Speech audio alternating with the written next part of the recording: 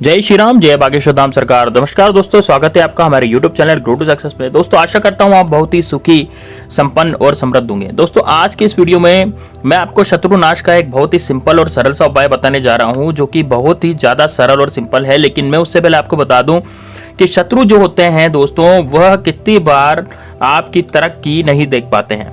क्योंकि दोस्तों अभी चल रहा है कलयुग, और कलयुग चलने की वजह से इतने सारे शत्रु हमारे आसपास हैं, जो हमारे जान पहचान वाले हैं वो भी शत्रु बन जाते हैं। उसकी वजह से हम तरक्की नहीं कर पाते, क्योंकि शत्रु हमारी तरक्की नहीं देख पाते हैं। वे हमसे ईर्ष्या करते हैं, द्वेष भावना रखते हैं और हमसे जलते हैं। इस वजह से कितनी बार ऐसा होता है कि कुछ ऐसे ग्रह दोष होते हैं जिनके कारण शत्रु अपने आप ही बनते चले जाते हैं। जैसे राहु है, केतु है।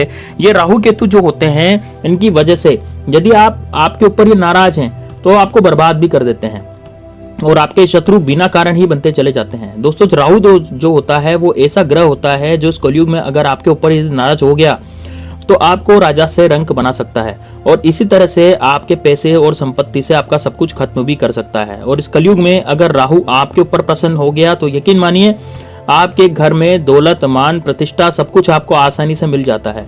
तो इस वीडियो में मैं आपको बता रहा हूं कि राहु के द्वारा शत्रुनाश का उपाय बताने जा रहा हूं। शत्रुनाश जो है आपका इस तरह से होगा कि आपके 1000 शत्रु भी होंगे तो भी आपके जीवन में वो कोई भी उथल पुथल नहीं बचा पाएंगे।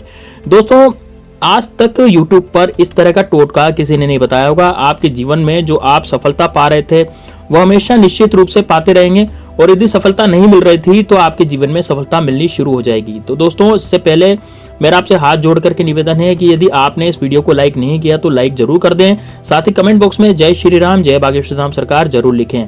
अगर आप बागेश्वर धाम सरकार का आशीर्वाद प्राप्त करना चाहते हैं तो इस वीडियो में जय श्री राम, जय बागेश्वर धाम सरकार जरूर लिखें। भविष्य में आप पर वह जरूर कृपा करेंगे। दोस्तों यदि आप पहली बार इस चैनल को देख रहे हैं तो इस चैनल को सब्सक्राइब जरूर कर लें और बेल आइकन को जरूर दबाएं, ताकि हमारी वीडियोस जो है आपके पास आती रहे। दोस्तों राहु जो होता है उसको खुश करने के लिए आप रविवार या शनिवार के दिन उपाय कर सकते हैं, या फिर बुधवार के दिन भी आप इस उपाय को कर सकते हैं, या फिर अमावस्या के दिन भी उपाय को कर सकते हैं, या फिर शुक्रवार के दिन भी उपाय कर सकते हैं। शुक्रवार और अमावस्या यदि एक ही दिन हो तब भी आप इस उपाय को कर सकते हैं। लेकिन यदि आप इस उपाय को शुक्रवार को करेंगे तो आपके जीवन में बहुत जल्दी तरक्की होने लग जाएगी। तो आपको क्या करना है, अमावस्या या शुक्रवार के दिन या फिर शनिवार या मंगलवार के दिन आपको क्या करना है, आपको इस दिन आपको माचिस की भरी हुई एक डिब्बी लेनी है, और माचिस की डिब्बी आप बाजार से ले आइए। बिल्कुल नई डिब्बी होनी चाहिए माचिस की, काम में ली हुई डिब्बी नहीं होनी चाहिए। आपको नहीं लेनी जो काम में ली हुई डिब्बी है, ठीक है, बिल्कुल भी वो काम में नहीं लेनी। तो नई डिब्बी आपको लेनी है, माचिस की भरी हुई डिब्बी आप ले लें।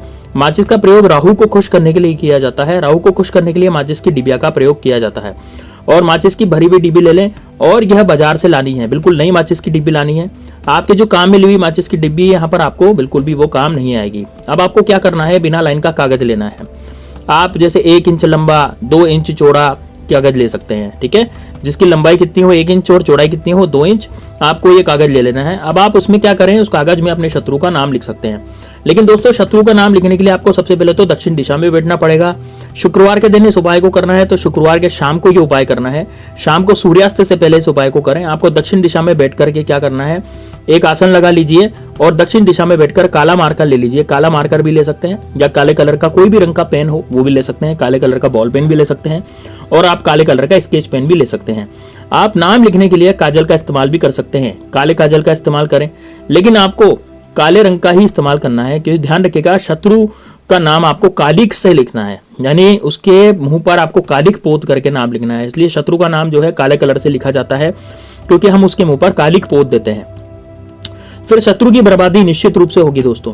तो आपके शत्रु यदि आपके ये मान के चलिए कि 4 है, 3 है, शत्रु की संख्या कितनी भी हो सकती है, तो फिर आप तीनों शत्रुओं का नाम लिखिए। चारों शत्रुओं का आप नाम उस कागज पे लिख सकते हैं, मतलब 4 शत्रु तक आप नाम लिख सकते हैं। आपके शत्रु जैसे 1 है, 2 है, 3 है या 4 है, तो 4 तक तो आप नाम लिख सकते हैं। लेकिन यदि आपके शत्रु 4 से ज्यादा हैं तो फिर आपको कागज पर क्या लिखना पड़ेगा, केवल मात्र शत्रु लिखना पड़ेगा।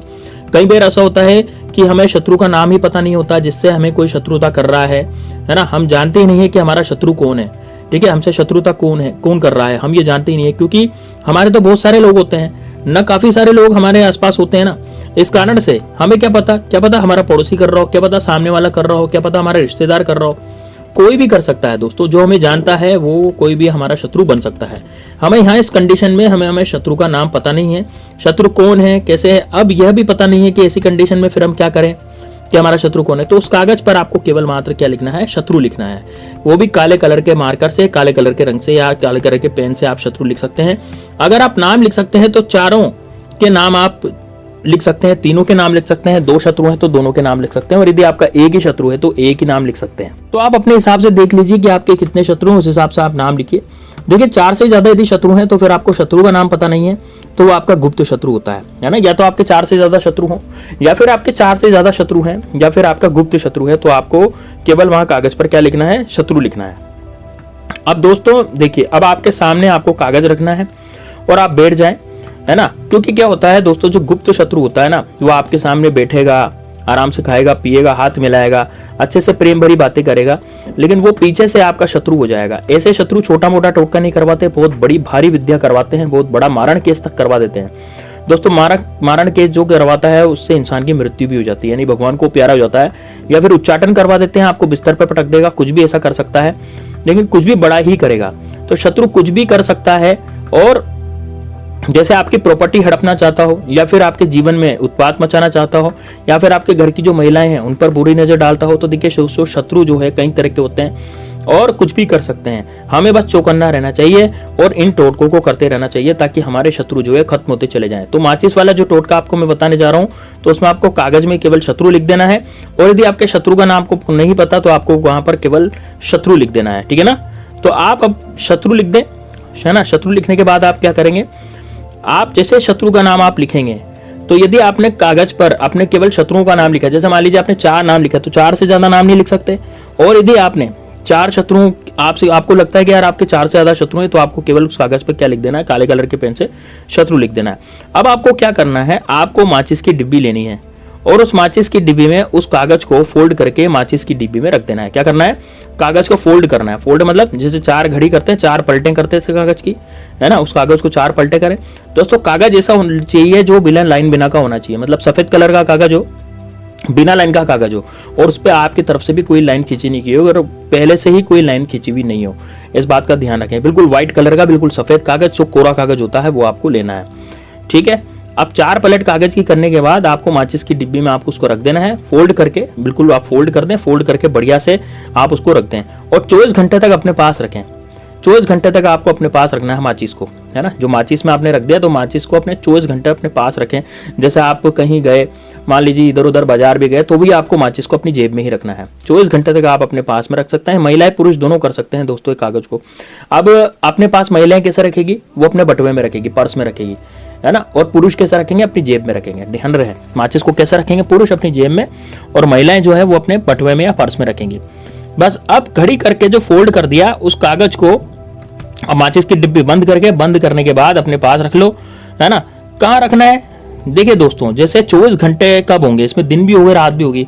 अब माचिस की डिब्बी को आप रात में सोते समय आप निकाल लें, जैसे बाहर की तरफ निकालें, तो या तो आप जेब में रख के सोते हैं तो सबसे बढ़िया, जेब में नहीं रख के सोते हैं तो आप कहीं भी इसको अपने साथ ही रखें। जैसा आप जहाँ सो रहे हैं ना, तो अपने सिरहाने भी इसको रख सकते हैं। यदि आपको मान लीजिए माचिस जेब में रख करके नींद नहीं आती, तो आप अपने सिरहाने भी इसको रख सकते हैं। या फिर जैसे मान लीजिए आप कोई धंधा करते हैं, बिजनेस करते हैं, अपने गले में रख सकते हैं, ठीक है ना। लेकिन आपके पास ही रखना है, गले में नहीं रखेंगे तो ज्यादा बेस्ट रहेगा। अपने पास ही रखें, है ना, अपने टच रखें, बिल्कुल आपके टच होना चाहिए वो। इस तरह से आपको इसको रखना है, ठीक है।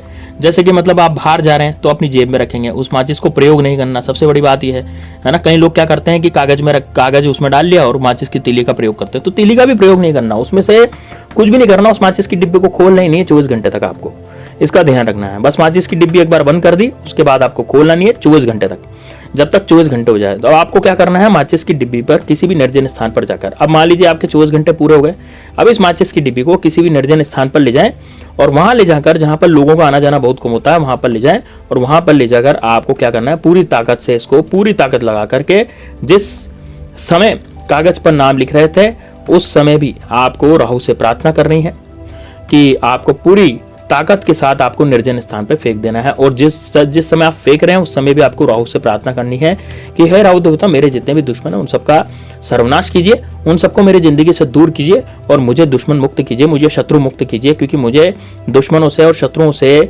सख्त नफरत हो गई है, मेरे जीवन में बहुत ज्यादा उत्पात मचा रहे हैं। बस अब आपको फेंकना है बहुत जबरदस्त, और बहुत क्रोध में आकर के इसको फेंक देना है। और एक ऐसा नहीं करना है कि आपको वहाँ गंदे पानी में जाकर भी डाल दें, क्योंकि दोस्तों डालने में और फेंकने में बहुत फर्क होता है। जोर से फेंकते हैं हम कोई चीज़ तो उसका बहुत फर्क पड़ता है, डालना एक अलग चीज़ होती है कि हमने चुपचाप से डाल दिया। तो चुपचाप से नहीं डालना, एकदम से फेंकना है गुस्से में आकर के।